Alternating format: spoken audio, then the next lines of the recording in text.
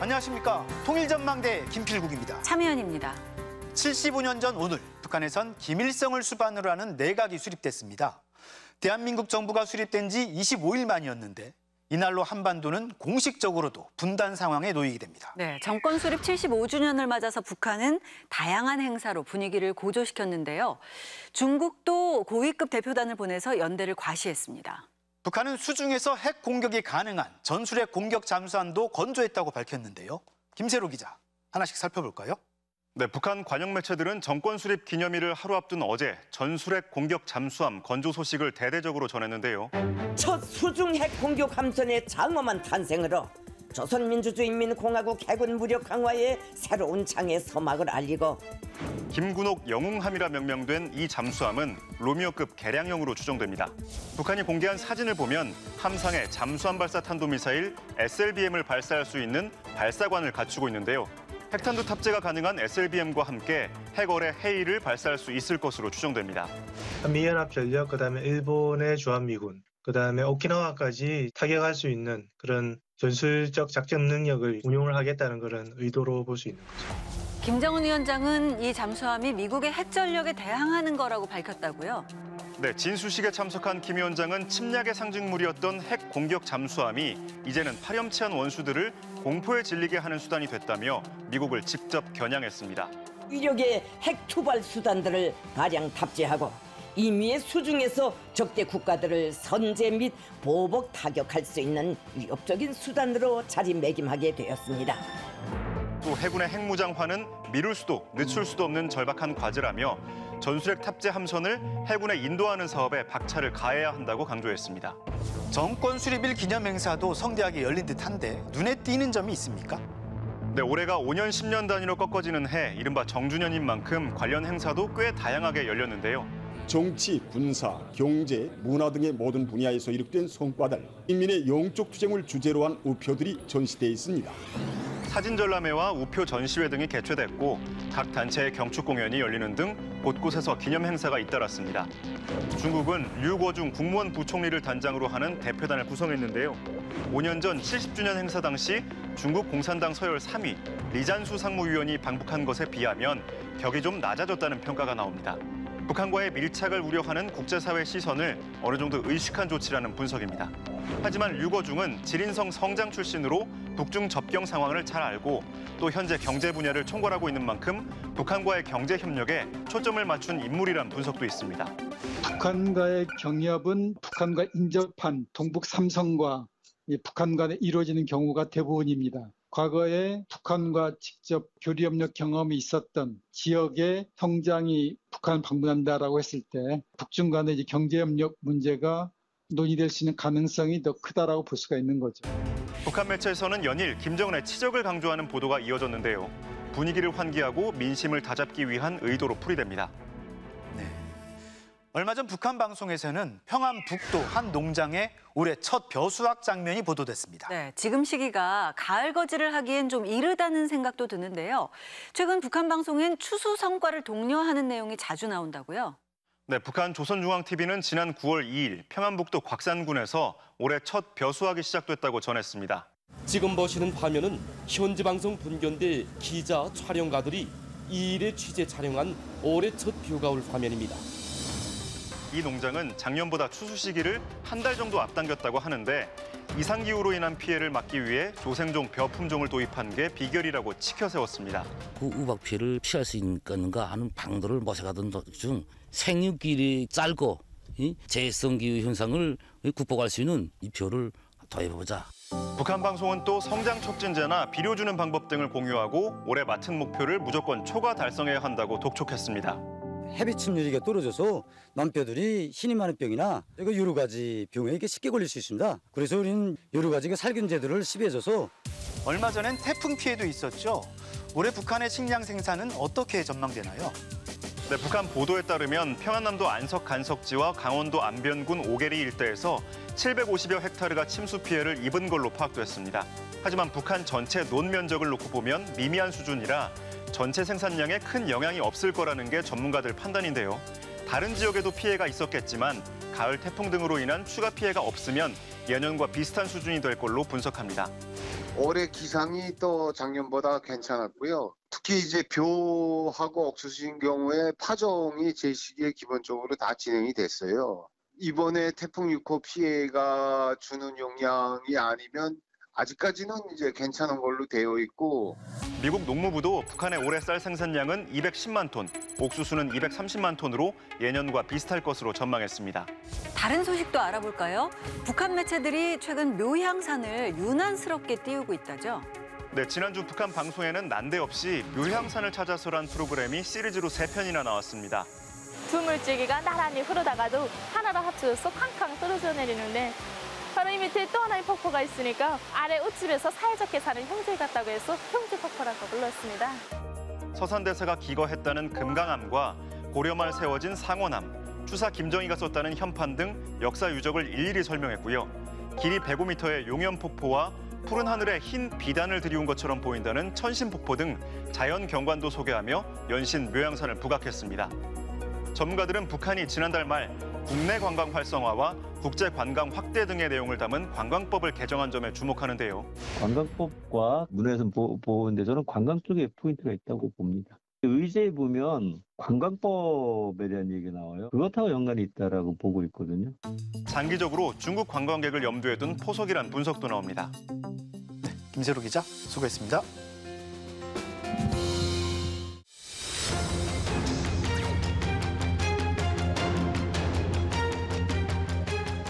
국제사회 시선이 러시아 블라디보스토크로 쏠리고 있습니다. 북한 김정은 위원장이 다음 주 이곳을 찾아 푸틴 대통령을 만날 거란 관측이 유력하게 제기되고 있습니다. 네, 북한과 러시아 간의 무기 거래나 군사 협력과 관련이 있을 거다. 경제 분야도 논의될 거라는 등 다양한 관측이 나오는데요. 4년 넘게 국경 밖으로 나오지 않던 김정은이 과연 러시아로 향할지 정보 당국도 예의주시하고 있습니다. 김정은과 푸틴은 왜 만나려 하는지, 또 이들의 만남이 세계 정세에 미치는 영향은 어떨지 김윤미 기자가 짚어봤습니다. 앞치마를 두르고 만난 시진핑 중국 주석과 푸틴 러시아 대통령. 러시아 전통 음식 블린을 만든다며 밀가루전을 붙이고 중간중간 서로를 향한 덕담도 합니다.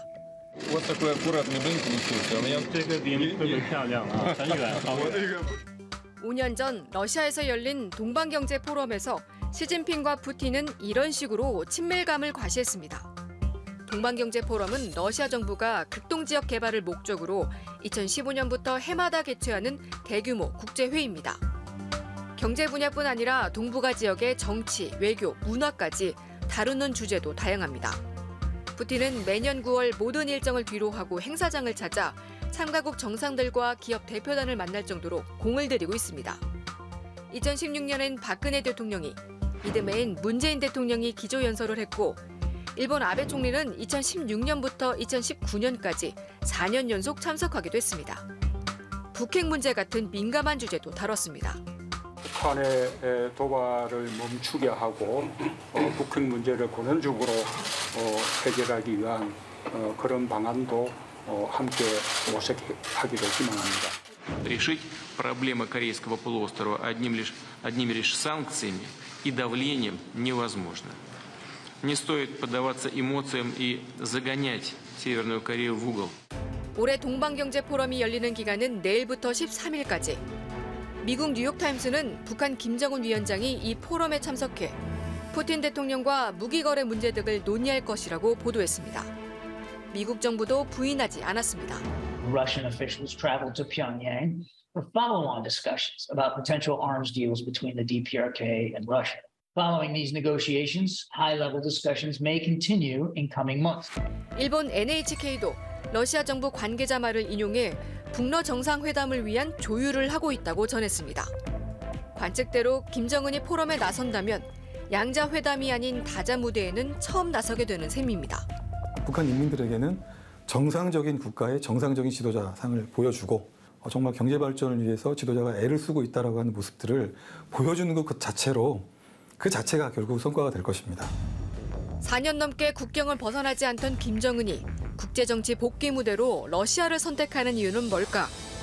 전문가들은 러시아 우크라이나 전쟁 이후 끈끈해진 북한과 러시아 관계에 주목합니다. 지난 7월 쇼이구 러시아 국방장관은 북한을 찾아 푸틴의 친서를 전달하고 열병식과 무기 전시회까지 꼼꼼히 보고 갔습니다. 김정은도 이에 화답이라도 하듯 군수공장을 찾아 무기 양산 상황을 살피고 상세히 전달했습니다.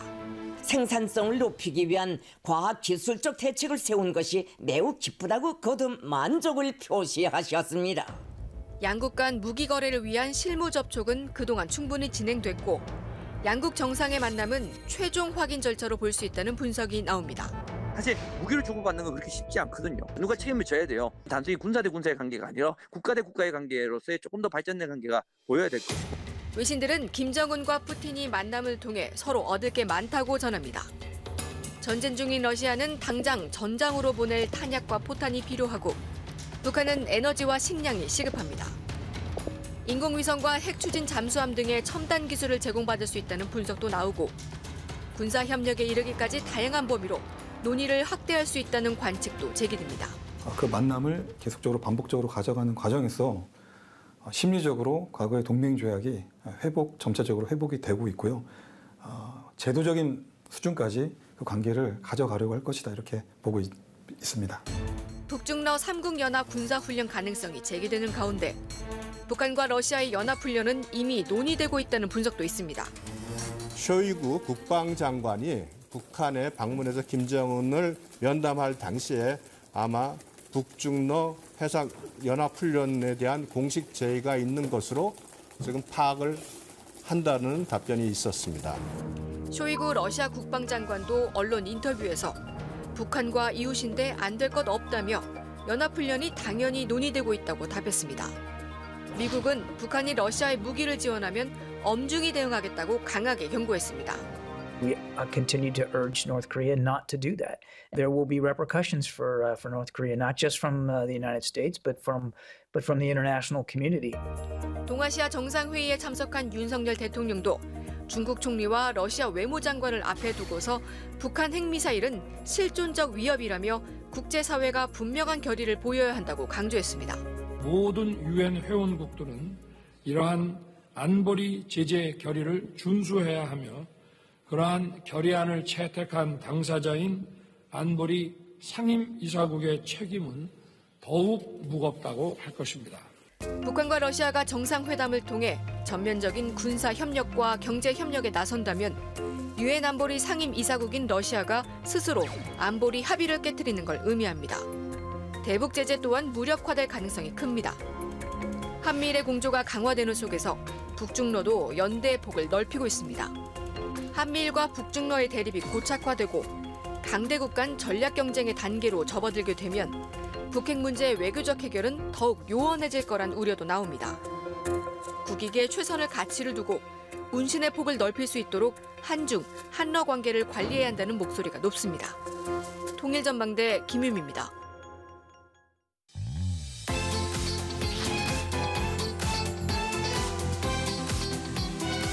최근 북한에서 전에 없이 주목받는 음식이 있다고 합니다.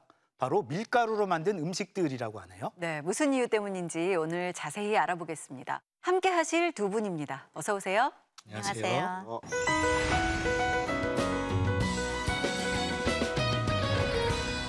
박미진 씨는 북한에 계실 때 밀가루 음식 많이 드셔보셨어요? 저는 빵 장사만 7년을 했거든요. 아, 그래요? 네. 제가 밀가루 장사 한 7년을 하면서 납품업체에다가 이제 납품을 해요. 빵을 해서 아침에 그 기업소에다 갖다 주게 되면 그 무역을 하는 회사들이거든요. 그러면 그 회사가 갔다가 올 때 그 가져간 빵의 개수 이제 가격을 매기잖아요. 뭐 5원, 10원 이렇게 매기면 그 가격만큼 밀가루를 이제 지대체로 막 5톱 이렇게 갖다 주거든요. 장사하는 사람들이 밀가루를 많이 사용하다 보니까 조금씩 맛을 봤을 거고 네. 그리고 특별한 경우 뭐 생일이거나 뭐 명절이거나 이럴 때 먹었죠. 그렇군요. 네.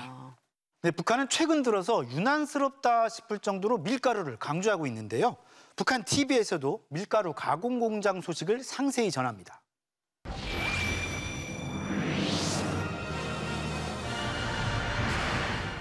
식생활 구조를 개선할 때 대한 당정책을 받들고 남포시에서 밀 가공 공장을 개건했습니다. 지난달 조선중앙TV가 보도한 밀 가공 공장. 식생활 개선이라는 당 정책을 실현할 수 있도록 자동화와 현대화가 됐다고 강조합니다. 조건이 거뜬히 갖추어진 밀 가공 공장이 일도섬으로써 인민 생활 향상에 이바지할 또 하나의 토대가 마련됐습니다.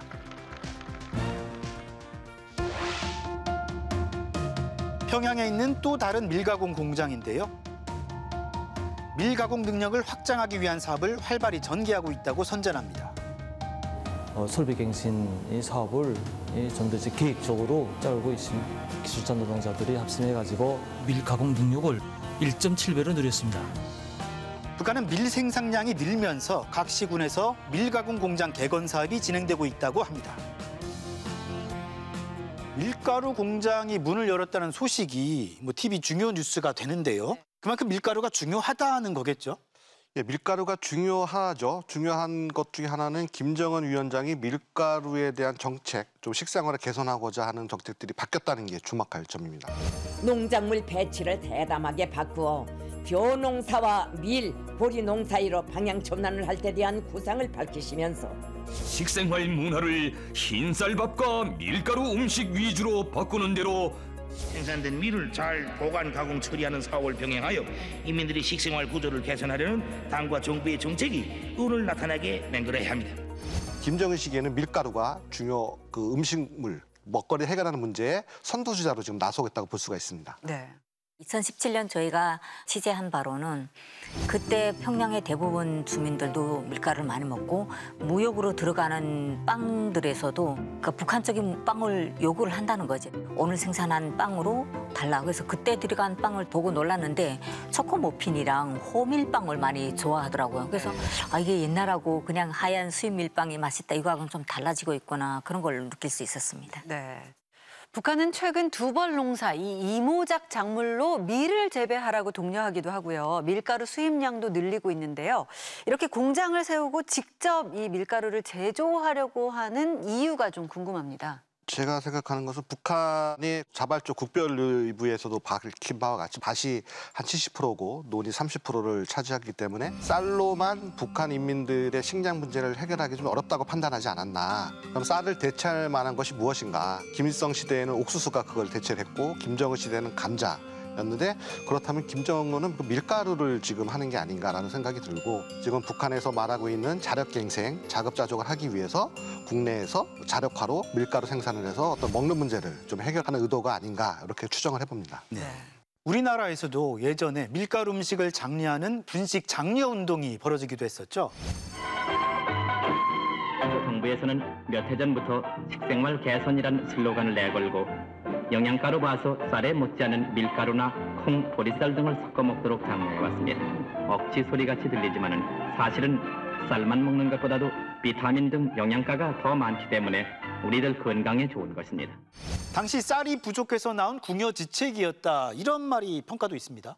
네, 지금 남한의 그 쌀 소비량을 보면요. 한 1980년대는 1인당 한 136kg를 소비를 했는데 현재 지금 들어와서는 연 1인당 한 56.6kg를 쌀 소비를 하고 있어서 쌀 소비량이 상당히 엄청나게 줄은 거죠. 그러면 주식에 쌀을 안 먹고 어떤 것을 먹을 거냐? 한번 말씀하신 대로 남한은 먹을 거리가 엄청 다양하고 빵집도 얼마나 많이 있습니까? 그래서 북한도 그런 쌀 소비를 좀 줄이고 밀가루를 활용해서 좀 먹는 문제를 해결하고자 하는 것이 아닌가 이렇게 추정해 봅니다. 네, 자 밀 재배와 밀가루 제조를 강조하는 북한.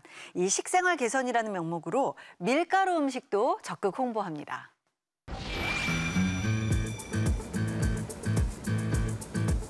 이곳은 평양 면옥인데요. 지난해 12월 밀가루 음식 전시회가 열렸습니다. 북한의 유명 식당과 공장 70여 곳이 참가했는데 피자와 스파게티, 그리고 자라 모양의 빵 등 1,500여 점의 밀가루 음식을 선보였습니다. 밀가루 음식 전시회에 우리는 인민들이 주식으로 이용할 수 있는 20여 제품들을 가지고 나왔습니다. 북한에서는 피자라고 하지 않고 삐자라고 하거든요. 삐자. 네, 삐자.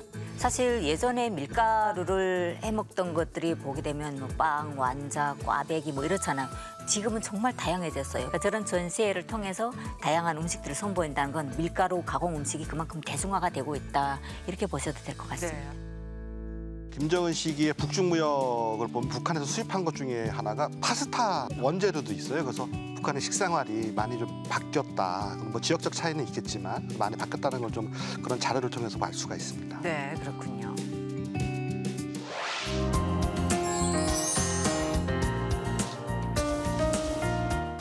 밀가루 관련 요리 프로그램도 자주 방송됩니다.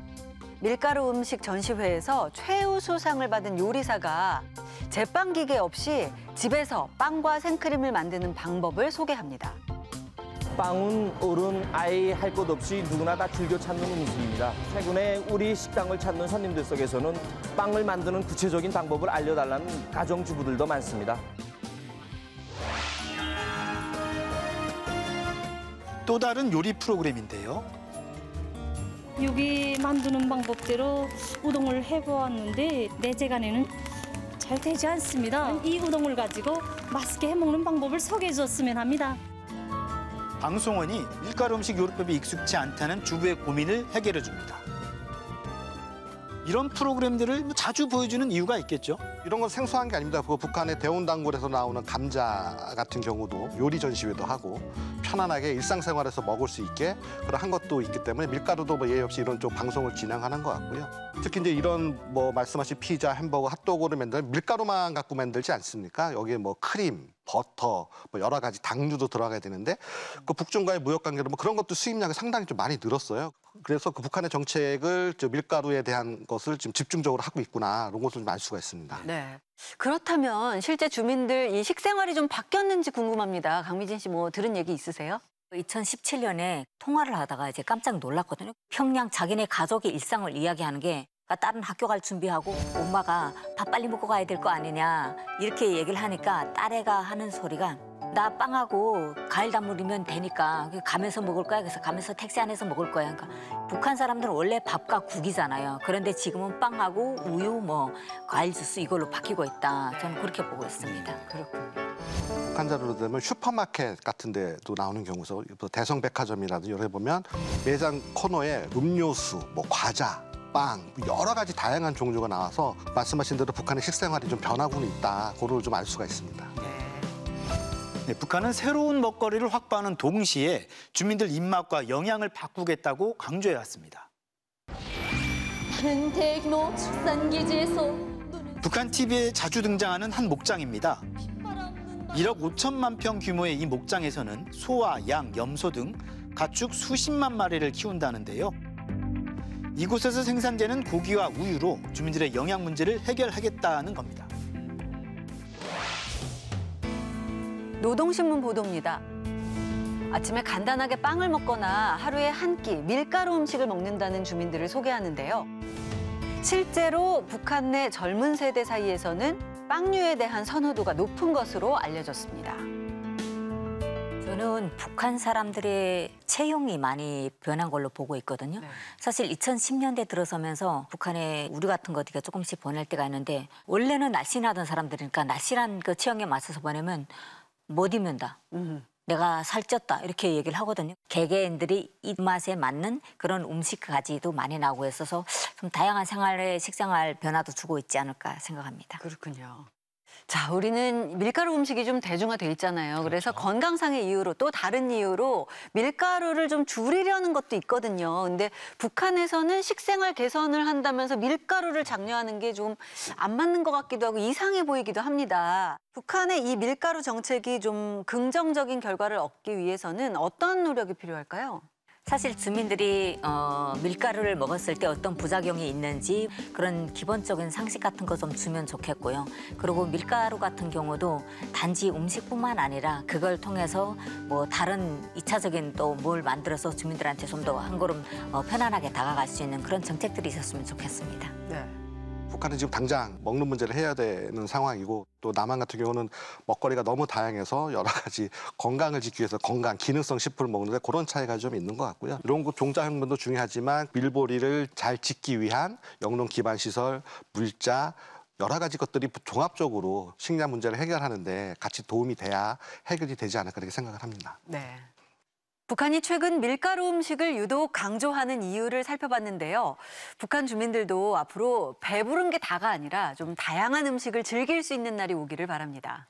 네, 밀가루 얘기하다 보니까 주말에 밀가루 음식 먹을까 하는 생각도 드는데요. 음식 골고루 건강하게 잘 챙겨 드시길 바랍니다. 오늘 도움 말씀 고맙습니다. 감사합니다.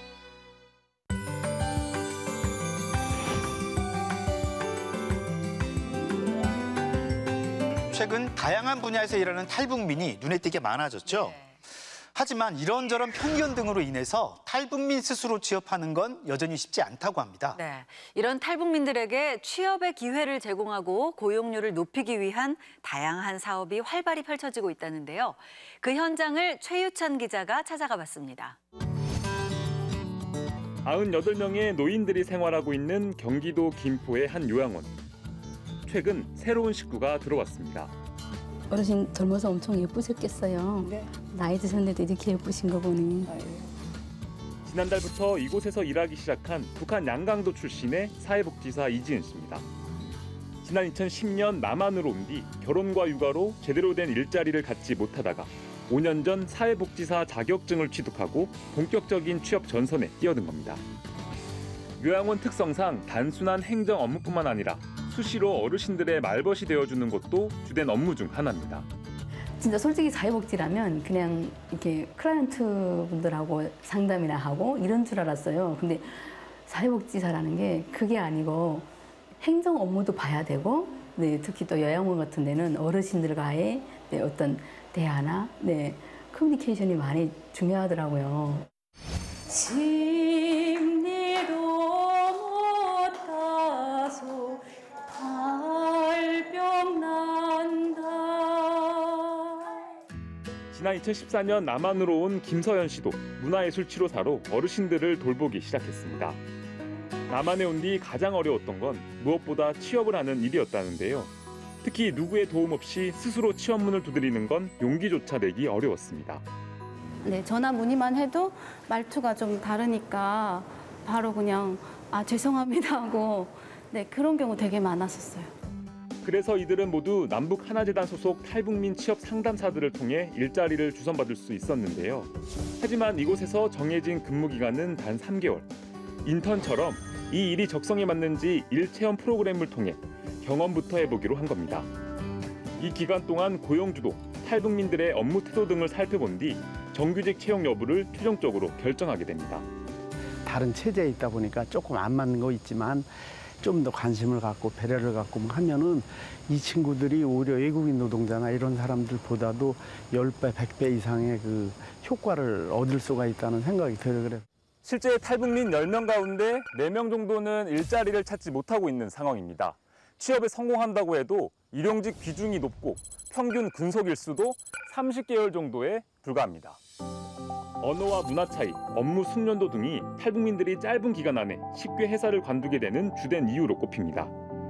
그래서 최근엔 인턴 과정 등을 통한 적성 파악과 직업 훈련을 마친 탈북민들에게 이른바 양질의 일자리를 제공하자는 141인 캠페인까지 펼쳐지고 있습니다. 한 회사당 1명의 탈북민을 고용하자는 건데 정규직이 가능한 일자리가 그 대상입니다. 2015년 탈북한 강문규 씨는 141인 사업을 통해 지난달부터 한 아파트 관리사무소의 설비 담당 정규직 직원으로 일하게 됐습니다. 누수, 물 샌다든가 이런 걸 그저 이제 육안으로 우선 먼저 감지하는 거고 매일 사용량은 또 체크하는 거고. 네. 북한에서는 의대를 졸업했을 정도로 공부도 잘했던 강 씨였지만 남한에 처음 왔을 때는 생계를 위해 공사장을 전전해야 했다는데요. 가족이 오다 보니까 어느 날부터 벌써 브로커 비용이 시달렸고 이제 그걸 이제 돌붙이면서 이제 이렇게 이제 그 돈을 마련하게 됐고. 그러다 전기 관련 자격증 등을 취득하며 자신의 전문성을 키워나가면서 결국 기회를 잡게 된 겁니다. 입사 지원서 이제 작성부터 그때 뭐 그런 거 하나도 몰랐으니까 물론 현장 일도 해보고 전기 일도 해보고 여기 일도 해보지만 여기가 정말 편하죠.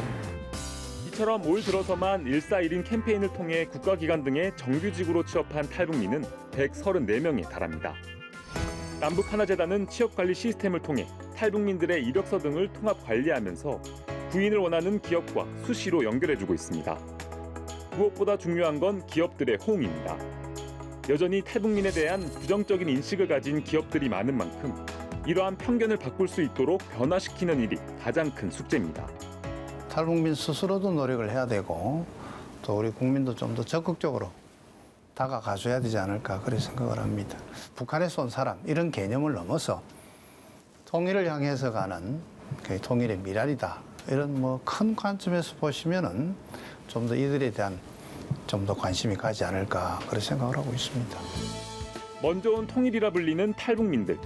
이들이 한국 사회에서 일자리를 가지고 잘 정착할 수 있도록 돕는 가장 효과적인 방법은 차별 없이 함께 포용하고 감싸주는 일일 겁니다. 여럿이 있어갖고 오롱도 하고 서로 다정하게 얘기도 하고 노래도 부르고 신나게 놀아야지. 맞아요. 아유, 그래도 오셔서 반갑습니다. 통일전망대 최유찬입니다.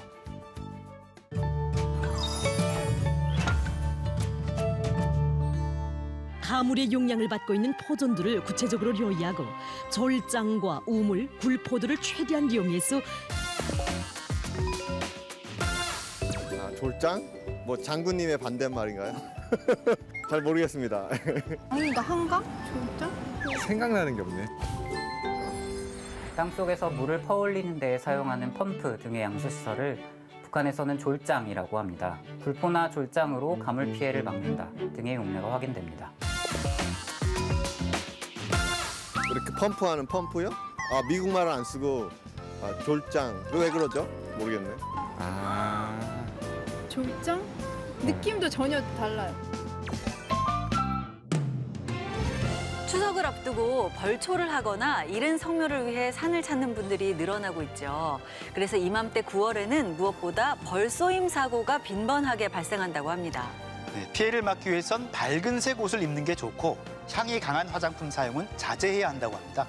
통일전망대 다음 주 알찬 내용으로 찾아오겠습니다. 고맙습니다.